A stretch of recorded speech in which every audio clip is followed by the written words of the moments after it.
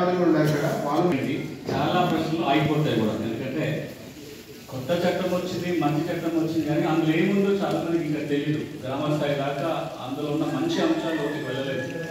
నేను చాలా సందర్భాలలో ఉంటారు, కానీ ఈ భూమి వారికి నా వీడియోల మీద చాలా తక్కువ టైం పెట్టుకుంటారు. కొంచెం చూస్తుంటే వివరాలు తెలుసుంటాయి. ఆ పని ముందు చేస్తాం. ఎందుకంటే ముందు వేదిక పైన ఉన్న పెద్దలందరికీ పేరు పేరున నమస్కారం. లీవ్స్ లాయర్ల బృందం కూడా ఉంది, మీడియా మిత్రులు ఉన్నారు. మిమ్మల్ని అందరినీ కోరుకునేది ఏంటంటే, ఇక్కడ నేను మాట్లాడుతున్నది, మీరు మాట్లాడుతున్నది ఈ 4 గోడల మధ్యలో కూర్చున్న ఈ 100 మంది 200 మంది మాత్రమే వినట్లేదు, చూడట్లేదు. వాళ్ళు చూపిస్తున్న వీడియోలల్లో యూట్యూబ్లో కానీ, సోషల్ మీడియా ఫేస్బుక్లో కానీ, టీవీలలో కానీ కొన్ని వేల మంది ఇదే అంశాన్ని చూస్తున్నారు. కాబట్టి ఇప్పుడు మనం చర్చించుకున్న అంశాలు తెలంగాణ రైతాంగానికి విస్తృతంగా ఉపయోగపడతాయి. అది చెప్పే ముందు అసలు ఈరోజు ఇప్పుడు ఇక్కడ ఎందుకు వచ్చింది అంటే చాలా కీలకం. ఇది చాలా ప్రాధాన్యమైన అంశం కూడా. అది ముందు ఒక్క మాట చెప్పిన తర్వాత వివరాలు కదా. మీ అందరి చేతిలో మా టీం మెంబర్స్ కరపత్రం పెట్టారు, ఒక చిన్న కరపత్రం. మీ కరపత్రాలు ఇచ్చిన వాళ్ళు కూడా వాళ్ళే ఆశామాషి వ్యక్తులు, ఇద్దరు తెర చొక్కాలు వేసుకొని ఇచ్చి ఉంటారు. వాళ్ళు కూడా లాయర్లే. మీరు మా ఆఫీస్కి వస్తే ఫీజు కడితే కన్సల్టేషన్ చేయడానికి ఉండదు. ఇక్కడేమో కరపత్రాలు పంచుతూ ఉంటారు. ఆ కన్సల్టేషన్ వేరు, అక్కడ లాయర్లుగా కూర్చోవడం వేరు. ఇక్కడికి వచ్చి రైతుల మధ్యలో వచ్చి ఉంటుంది. ఇప్పుడు ఏ లాయర్లకు ఏం అవసరం ఉంటుంది గ్రామాలకు పోవడానికి? పోతారా లాయర్లు? వస్తున్న వాళ్ళందరూ కూడా మీ కరపత్రాలు పంచిన వాళ్ళు కూడా లాయర్లే. మనం అందరం అర్థం చేసుకోవాల్సింది ఏంటంటే, ఫీజు కడితే కానీ కలవని లాయర్లు ఫీజు లేకుండా మీ ముందర ఎందుకు వచ్చి నిలబడ్డారు? అది ఒక్కరిద్దరు కాదు, అగ్రికల్చర్ కమిషన్ మెంబర్లు ఉన్నారు, లాయర్లు ఉన్నారు, ఇంతమంది ఉన్నారు. ఎందుకు వస్తున్నారో ఆలోచన చేయాలి. మీరు కట్టిన కన్సల్టేషన్ ఫీజులు లాయర్లకు ఎక్కడ ఉంటాయంటే, 1000 రూపాయల నుంచి మొదలు పెడితే 10 లక్షలు, కోటి రూపాయలు ఒక్క సిట్టింగ్ ఫీజు తీసుకున్న లాయర్లు ఉన్నారు. సుప్రీంకోర్టులో ఒక లాయర్కి నువ్వు కేసు ఇవ్వాలని పోతే ముందు కాగితాలు ఇవ్వాలి. ఆయనకి నువ్వు కలవడానికి ముందు కాగితాలు పంపాలి. కాగితాలు చదవడానికి ఫీజు వేరే ఉంటుంది, కలిసి మాట్లాడటానికి ఫీజు వేరే ఉంటుంది. కేసు చేయడానికి ఒక ప్రధాన కారణం ఏంటంటే, తెలంగాణ రాష్ట్రంలో రైతుల కోసం చేసిన చట్టాలు 174 ఉన్నాయి. 174 చట్టాలు, 4 చట్టాలు కూడా తెలియదు.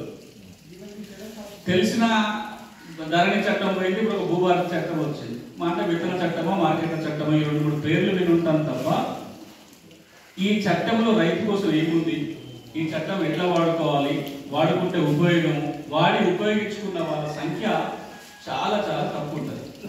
చాలా అభివృద్ధి చెందిన దేశాలలో రైతులు మిగతా అంశాలలో ఎంత అభివృద్ధి చెందారో చట్టాలను వాడుకోవడంలో కూడా వాళ్ళు అడ్వాన్స్గా ఉన్నారు. ఇప్పుడు మనం అధునాతన సాగు పద్ధతుల గురించి మాట్లాడతాము, ఆర్గానిక్ వ్యవసాయం గురించి మాట్లాడుతున్నాము, కొత్త వంగడాల గురించి మాట్లాడుతున్నాము. కొత్త కొత్త అంశాలు చాలా వచ్చిన వ్యవసాయం అభివృద్ధి చాలా చెందినాం 30-40 ఏళ్లలో. ఆ అభివృద్ధితో పాటుగా రైతులు మేలు చేయడానికి వచ్చిన ఈ చట్టాలని వాడుకోవడం 1% కూడా లేదు. చట్టాలను ఎప్పుడైతే వాడుకోవడం మొదలు పెడతారో చాలా సమస్యలు తీరుతాయి. దానివల్ల ఆర్థికంగా రైతులు దోహదపడుతుంది. మీరేమి చట్టం తెలుసుకొని కోర్టుకు పోమని కాదు, చట్టం తెలిస్తే కోర్టుకు పోవాల్సిన అవసరం లేకుండా ఉంటుంది. సమస్యను ఎక్కడో చోట తీర్చుకోవడానికి ఉంటుంది.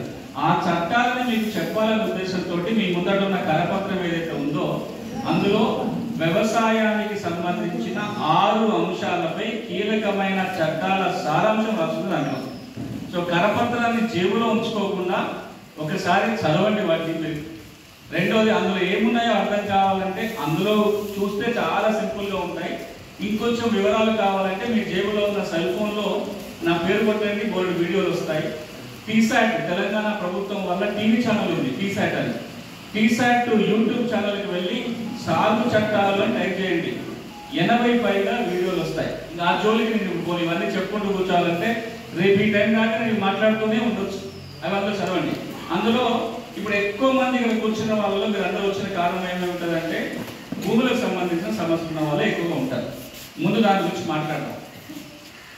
ఈ రాష్ట్రంలో ఆ మాటకు వస్తే దేశంలో ఎక్కడ కూడా ఇగో మీది భూమి అని గ్యారంటీ ఇచ్చే చట్టం లేదు.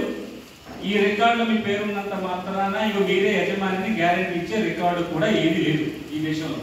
మరి ఏముంది అంటే, భూమి కనుక ఉంటే ప్రభుత్వం వాళ్ళు రాసుకునే హక్కుల రికార్డు పేరు రావాలి. భూమి యజమానుల రికార్డు అంటాం, దాన్ని హక్కుల రికార్డు అంటాం. అదే 6 అదే ఒకప్పుడు ధరణి, అంతకంటే ముందు 1 ఇప్పుడు భూభారతి. తెలంగాణ రాష్ట్రంలో ఎవరెవరికి వ్యవసాయ భూములు ఉంటే వాళ్ళ పేర్లు భూభారతికి ఎక్కాలి. ఆ భూభారతిలో ఉన్న వాళ్ళ చేతిలో పుస్తకం ఉండాలి. ఇవి ఉంటే ఆ భూమి నీది అని ఒక భద్రత. ఎట్టెవరు భద్రత, ఇంకెవరో కోర్టు పోనంత వరకు ఆ భూమి నీదాని కింద లెక్క.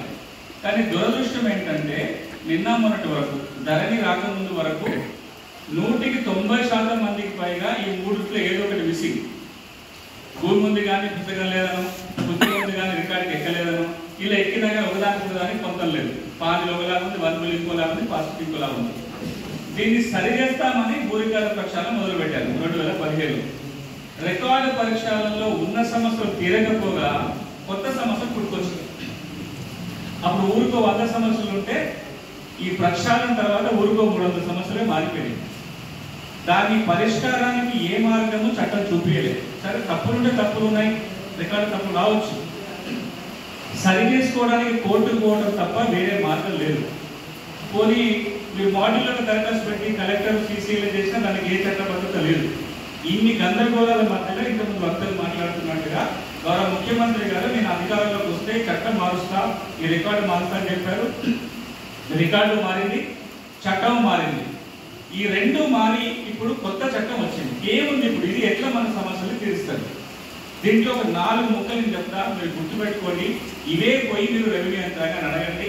సమస్యలో ఇబ్బంది వస్తే పరిష్కారానికి ప్రయత్నం చేయండి. సరే,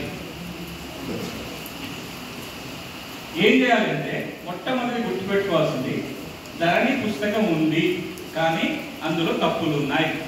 విస్తీర్ణం మాయమైంది, సర్వే నెంబర్ మాయమైంది, పేర్లు తప్పులు వచ్చినాయి, పట్టాభూమి సర్కారం పడ్డది.